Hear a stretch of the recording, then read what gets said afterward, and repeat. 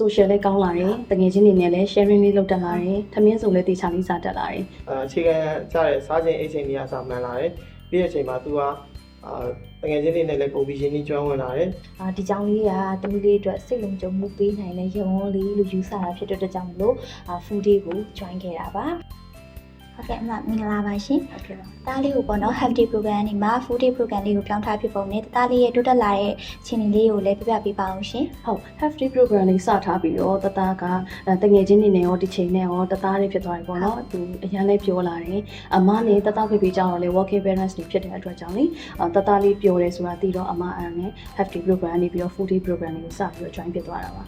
တသားလေးဒီ wire လေးမှာစပြီးတော့တက်ထင်တာပေါ့နော်တသားက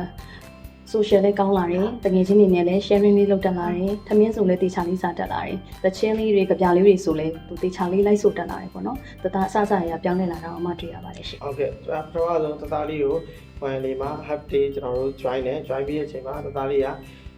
တကယ်ချင်းနေနဲ့ညီတူပေါ့နော်သူလည်း full day တက်ချင်တယ်ဆိုပြီးကျွန်တော်တို့ပြောတယ်full day တက်ချင်တယ်ဆိုပြီးပြောတဲ့အချိန်မှာကျွန်တော်တို့က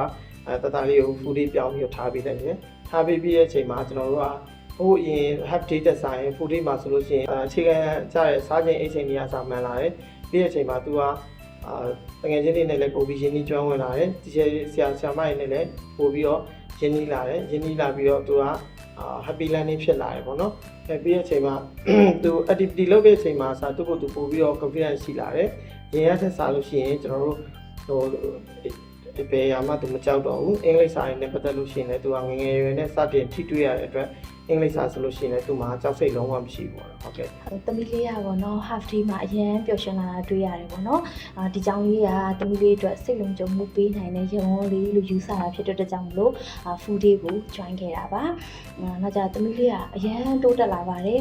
စကားတွေလည်းအများကြီးပြောလာတယ် social skill တွေလည်းကောင်းလာတယ်ပေါ့နော်နောက်ကြတော့ sharing လေးတွေလုပ်တက်လာတယ်ဒီ English နဲ့ပတ်သက်တဲ့ letter လေးတွေ memos လေးတွေ color လေးတွေပေါ့နော်အဲ့ဒါလေးတွေကိုတော်တော်သိလာတယ်ပေါ့နော်ဟုတ်ကဲ့ပါ